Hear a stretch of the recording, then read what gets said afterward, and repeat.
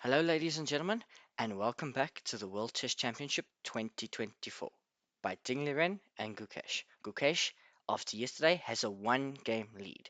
He leads the match 6 to 5. 6 to 5 after 11 games. Today is game 12.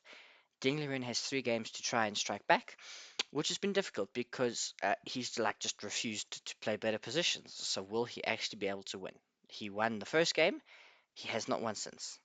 So, will he be able to actually strike back? Or will Gukesh hold 3 games and become the youngest world champion ever? But today was a masterpiece. Today was a masterpiece. And with that said, let's get into it. Let's have a look. So, Ding started off with an English. And you'll recall the previous game he played with an English, we got e5, knight c6, knight c3, bishop e4, and this kind of setup, where Gukesh kind of put his pawns like this and built a strong center. But today he plays this in a more solid approach because he plays e3. This is inviting like a kind of Queen's Gambit declined setup. Ding doesn't put his d pawn forward, instead he goes for g3. He'll be looking for a fianchetto. Gukesh plays d5, and we get bishop to g2. Now, some of you might ask why you can't take this pawn. You can, but I win it back with queen a4, and you just open up my long diagonal. So you don't want to do that. So Gukesh plays knight to f6. We get knight to f3, and Gukesh pushes the pawn forward. Now you might say, but doesn't this open the window? Well, the knight's going to have to move out the way first. So Ding will castle, and then you've got to find a way to move the knight into the center. Excuse me. But you can support this pawn with like c5, knight f6, and it can become a problem.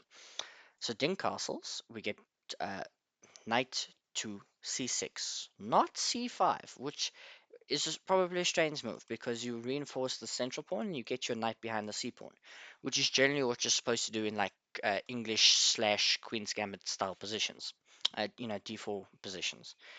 But he plays knight to c6 first, and we get e3, just challenging the pawn. Uh, Gukesh just leaves it there and develops his dark squared bishop. Ding just plays d3. Ding is now thinking on his own. That was the first move you'll see that he had to really think. He was down to 153. He was playing a little bit slowly, but this is the first move he really goes in for a bit of a think. Spends about 8 minutes. Let's play d3. We get d takes e3 and bishop takes d3. And then we get this move e5. You have to do that to liberate your light squared bishop. If I can draw straight arrows, you have to liberate the light squared bishop and just control the central space. You don't want to allow d4. d4 will solve all of white's problems. We get the knight developing and short castles, and this is the position they've kind of got to go for. You will see that Ding spent more time here developing the knight, probably just trying to figure out what he wants to do, and spends even a little bit more time here on rook e1. So he's down to 123. He's down a lot on time, but these pieces don't really cause any problems. All of Ding's pieces are developed and probably more active. This light squared bishop still has to get out. This rook still has to move. Like Ding can just play queen c2, rook d1, and he'll be fine. So Gukesh plays a bit of a waiting move, and so does Ding. But both players just worried about knights jumping in, or in this case the bishop, I suppose, want to avoid pins. And Gukesh plays this move a5, trying to take space on the queen side. Ding plays a very interesting concept. He plays h3. Also, it's the similar on this side. Don't allow the bishop in. Don't allow this bishop to come and pin. And then when we get this move, he plays king h2, just avoiding any kind of like queen d7s to target this pawn. We get rook b1, preparing maybe a b4. We get queen to c2. And here in the post-match press conference, you can see Gukesh has started thinking. Here he said after this move, he really wasn't sure what to do. He didn't think he doesn't think up until this point he's been that bad, and he's not wrong. It's only 0.05 or 0.5, so it's about half a point, which is about what the advantage white normally starts with. So he was a bit unsure of his position at this point. So he plays rook e8, which is a reasonable move. We get Ding preventing b5 by putting his knight there, getting it nice and active. That is the one drawback of playing a5. You give up this square. We get the bishop coming in to target the d3 pawn, which is a bit of a backwards pawn, but rook d1. And Ding's position kind of just flows together. Gukesh's pieces are a bit cramped, which is a bit strange, and he has to go back. And this is probably not the best move. You can see it's not a mistake. It's not a mistake, but the position is very difficult for black, so you have to be accurate. The preferred move here is bishop to f8, just so the rook protects this pawn and you can maybe push it forward.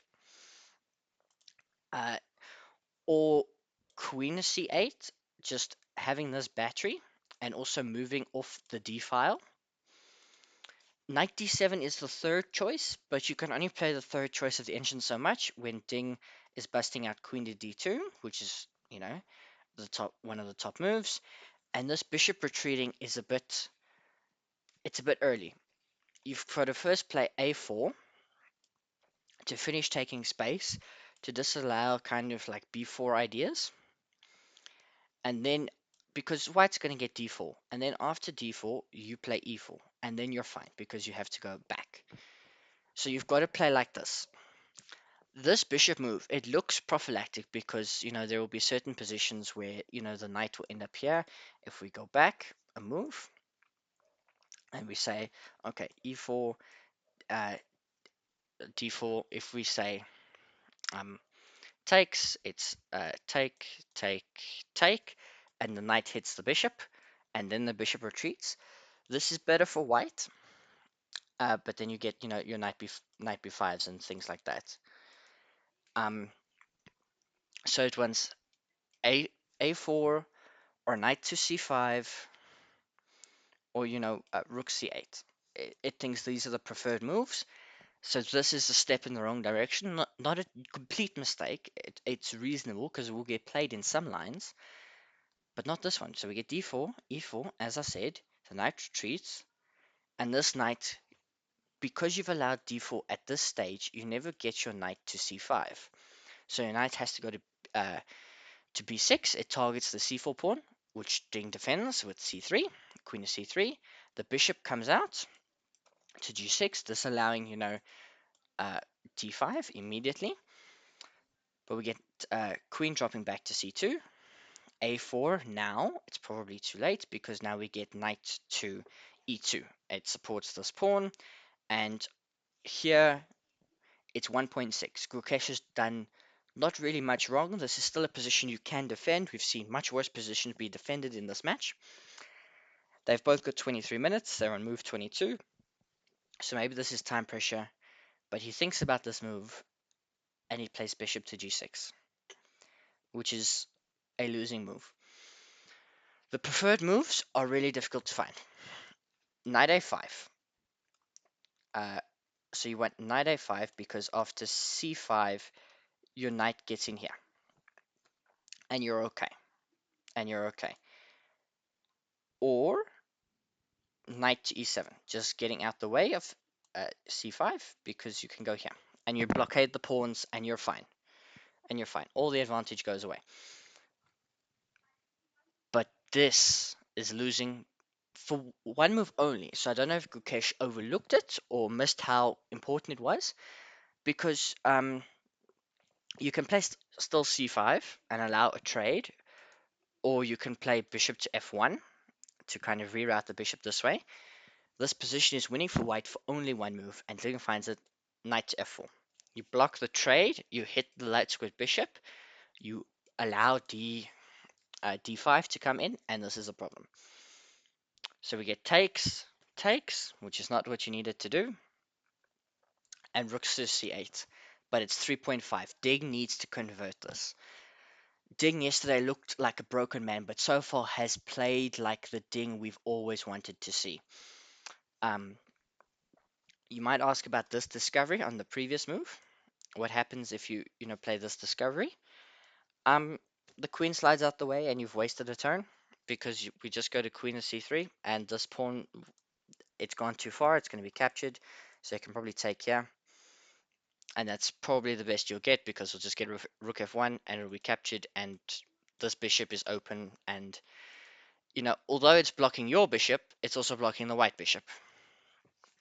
So we get rook to c8, the queen slides up anyway to avoid the discovery, and the knight retreats. Now, if I show you this position, and I told you a grandmaster was playing with black, I don't think you would believe me.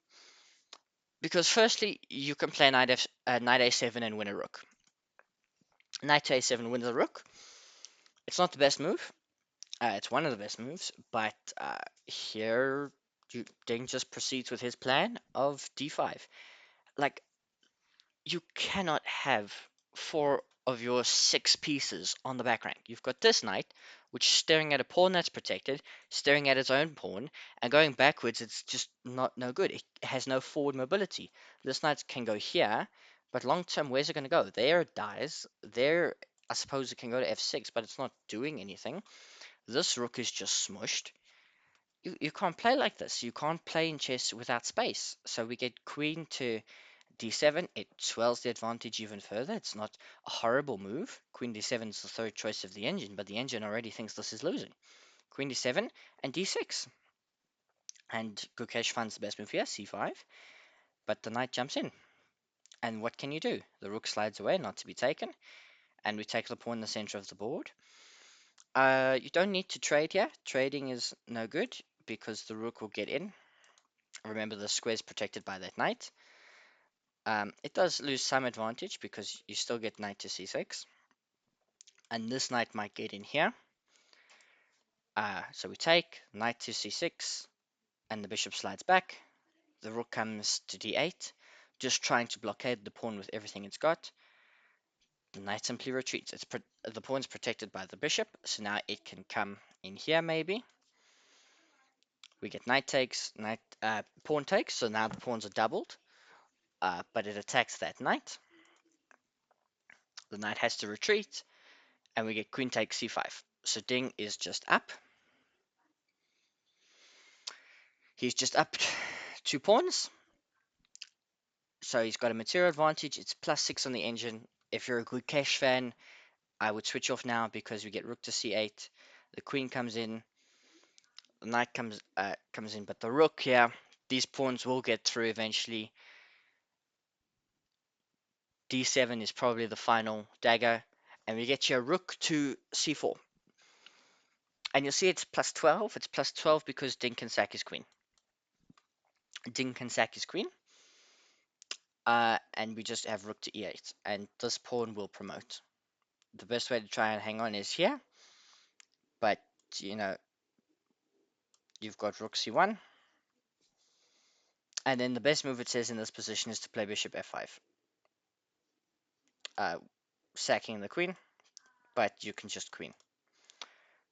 So bishop f5, you just queen, or you take the queen, takes, and then d1, mate. And you get mated like this. Beautiful mate if you sack the queen. Obviously, not all of that is forced. Let's not pretend otherwise. Ding misses it, but he's still winning. That was just winning on the spot. We get rook to c2, trying to create counterplay. The pieces for Gukesh have finally come alive, but it's far too late. We get bishop to d6, just trying to secure promotion. And after f6, Ding Liren sacrifices the rook and wins the game. One final tactic: everything comes apart because as black, firstly, you have to take the rook because if you don't, you get mated. Like this, you just get checkmated.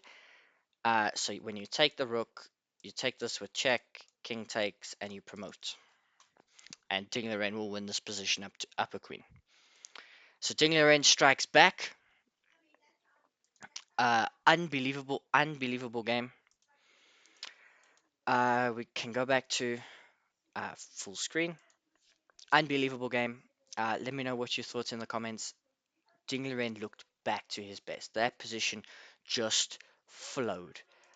I'll do my outro now. That position just flowed. If we go from the start, I'll just press play and you can watch while I talk. just incredible the way this game just flowed. And Gukesh did nothing wrong, but the advantage just grew and grew and grew. Ding looked back to his best after looking like a broken man yesterday. The World Championship is level again. Ladies and gentlemen, we've got a fight on our hands. With 2 games to go, there's a rest day tomorrow. Game 13 and 14, you cannot miss. If you like the video, uh, please leave a like below. Comment on ways I can always improve these videos, and subscribe if you want to see more from me. I'll let this game finish, but until next time, ladies and gentlemen, I will see you tomorrow for some cool videos, and then on Wednesday for game 13 of this World Championship match.